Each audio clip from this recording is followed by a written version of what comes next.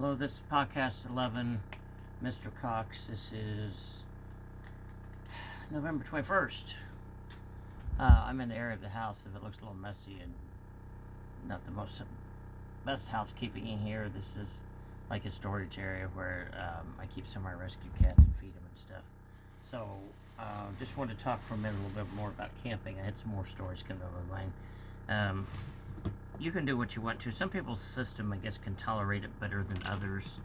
But I recommend when you're in a campground, bring your own bottled water or jugs of water or whatever.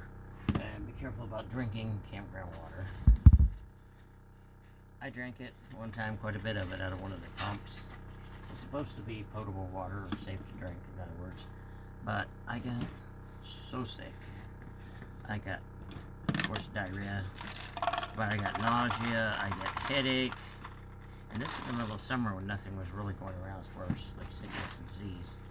But I had such a bad headache and dizziness and fever that I could not, for probably 24 or 36 hours at least, I was in terrible shape. Maybe 48 hours or so, and then I started to feel a little bit better. But it was quite terrible, actually. And let me see me pouring some of my food for my rescue cats and animals. So, I got so sick, and I knew what did it. I drank that campground water, and so I told everybody, don't drink the campground water. Next time we went, some of my family didn't pay heed. They must have thought I was just imagining things. They knew I was ill, but they drank the campground water. Same symptoms. They were sick for a day or two. Severe headaches, nausea, diarrhea, dizziness, fever, nasty thing. So I recommend you take your own water to drink. That's what I'm saying. Okay, now, as for taking your animals camping, it's according to you. You need to be able to, your pets, probably not cats. Cats would not like the situation. Plus, you don't want anything to wander off and get lost and you're not be able to find it again. But we took one time our little cocker. It was only a cockapoo. It was the 8th poodle, so it really just like a miniature cocker spaniel. Really cool dog, really nice dog, but it was terrified the whole trip. We couldn't leave it chained outside. You know, the raccoons and possums and everything coming and going. We had to put it inside at night, not in the daytime where it would get hot. At night, lock it inside the truck cab because it was just too worked up about everything, terrified and barking and carrying on. So maybe not a good idea. You know your dog. A lot of people take their dogs camping and they're fine, and that's great. Ours was, by the way, just totally despised or loathed entirely the existence of Canadian geese. We took her to just out walking by the river before, and she just had a fit when she seen Canadian geese come down the river. So that's a little side point. Another thing, one night we were camping, and we heard us in one part of the camper, my mom and dad's the other part of the camper.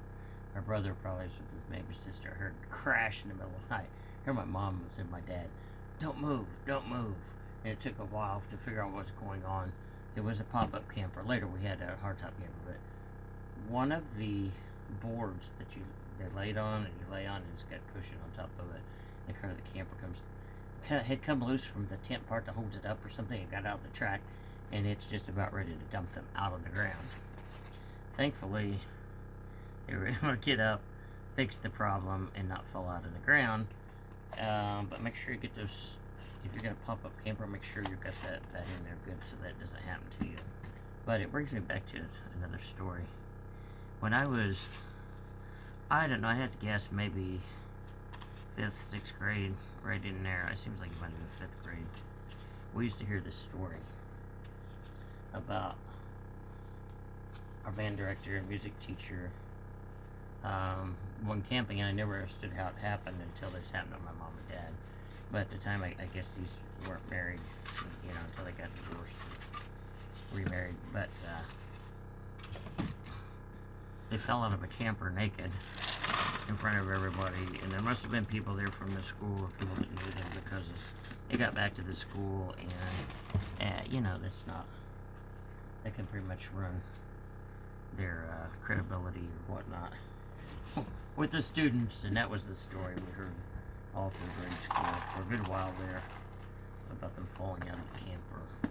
Now, on another note, just real quick, I had, when I was in high school, some of my, let me get this cat food ready, some of my, like my history teacher, my history teacher and principal and some other teachers went up to Canada, and they talked about meeting a Native American man up there to give us some direction on some things. But they were up there, I don't know if they're hunting or fishing or something, and they're camping back in the woods. And at late at night, of course, anybody, if you're around bear country, you don't leave your food anywhere the bears can get. You have to pull it on a rope over a branch and suspend it, but not a place where a bear can climb up and get it. And you don't keep food in the camper, your tent or whatnot. They will come in and get it. And some of these dudes, I'm all for bears, protecting bears, but some of these dudes, if you're feeding them, or if you get, you know, I'm all for like feeding other things. We're not hurting them, you know, in the more of a rural setting, not out in the wild. But things like bears, lions, tigers, oh my, stuff like that, don't feed that. Because once you run out of food, it's going to come and get you for more food, whether you have it or not, and you're going to be in trouble.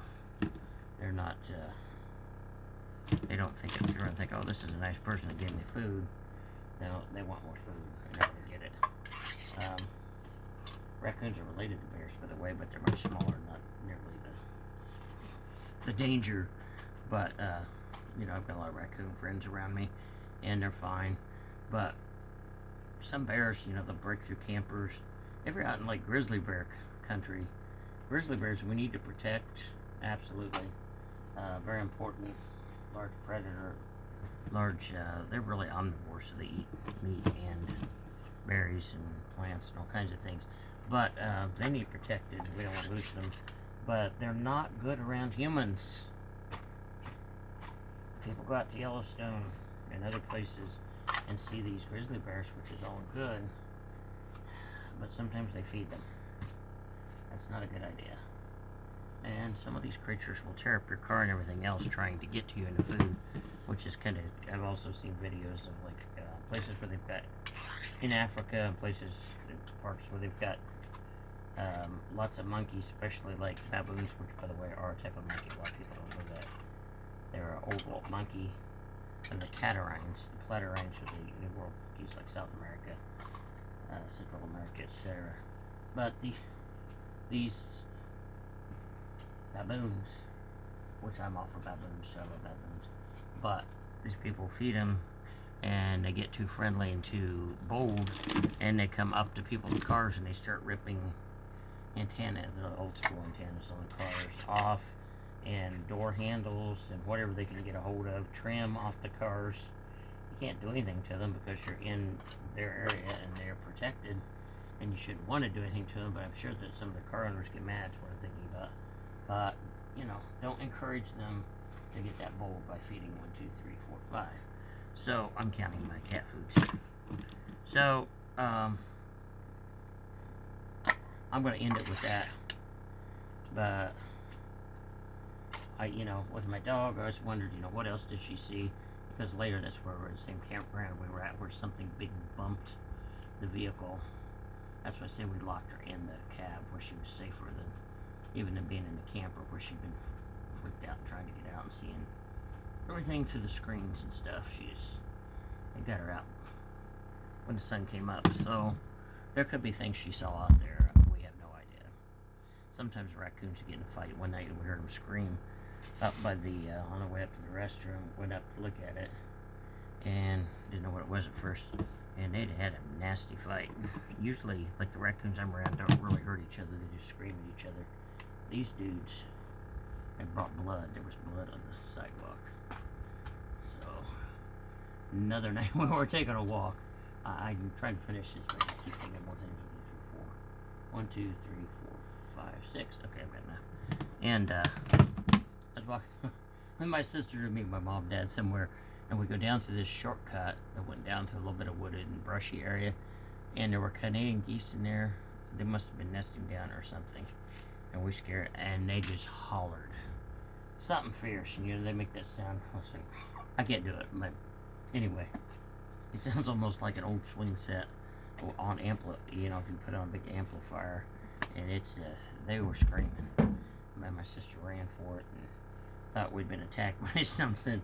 I was laughing so hard, but it scared us both a little bit. We all jumped, but it was kind of interesting. So crazy, sometimes scary camping stories. Catch you in another video.